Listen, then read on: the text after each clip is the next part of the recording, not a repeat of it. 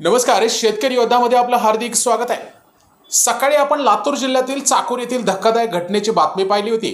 पण आता या प्रकरणात एक मोठी अपडेट समोर आली आहे. अप्पर पोलीस अधीक्षक मंगेश चव्हाण यांनी पत्रकार परिषद घेऊन या खून प्रकरणातील अनेक धक्कादायक खुलासे केले आहेत. आता पोलीस तपासात स्पष्ट झालंय की हा गुन्हा अचानक घडलेला नाही आहे, तर पूर्ण नियोजन करून रचलेला एक थरारक कट होता. पतीच्या अनैतिक संबंधावरून सुरू असलेल्या वादातून आरोपी महिलेने सुडाने पेटून हा प्लॅन तयार केला. स्वतःच्या आणि दिराच्या मुलाचं अपहरण झाल्याचा बनाव केला आणि त्याच आडून निष्पाप 7 वर्षाच्या चिमुकल्याचा खून केलाय. इतकंच नाही, गुन्ह्याचा आरोप दुसऱ्या महिलेवर टाकण्यासाठी हा सगळा कट रचण्यात आल्याचा मोठा खुलासा पोलिसांनी केलाय.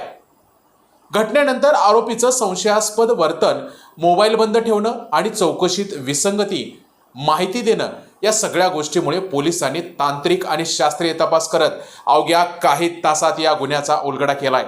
या प्रकरणी आरोपी चुलतीला अटक करण्यात आलं असून आणखी कोणाचा सहभाग आहे का याचीही सखोल तपास सुरू आहे. पण सर्वात मोठा प्रश्न अजूनही उभाच आहे. नात्यामध्ये एवढा राग, एवढा सूड की त्यात बळी जातो. निष्पाप चिमुकल्याचा ही फक्त बातमी नाही, हा समाजाला दिलेला इशारा आहे. शेतकरी योद्धा न्यूज लाईव्ह सत्य उघड करत राहणार. मी दत्तात्रय बेंबडे, शेतकरी योद्धा न्यूज लाईव्ह लातूर. हा गुन्हा तो मैताचे वडील मंगेश स्वामी यांच्या तक्रारीवरून गुन्हा नंबर 196/2026 कलम 103(1) कलम 238 BNS प्रमाणे गुन्हा दाखल करण्यात आला होता. आणि या गुन्ह्यात जे संशयित व्यक्ती निष्पन्न झाले होते त्या मैताची चुलती अनिता दिनेश स्वामी या गुन्ह्यामध्ये अटक करण्यात आलेली आहे.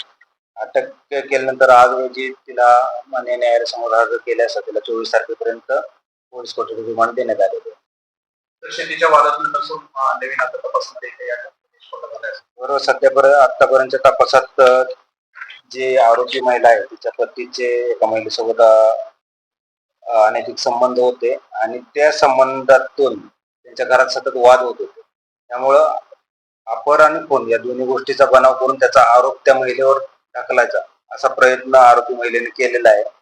परंतु तो तिचा प्रयत्न असफल झालेला आहे आणि तिला पोलिसांनी ताब्यात घेतले.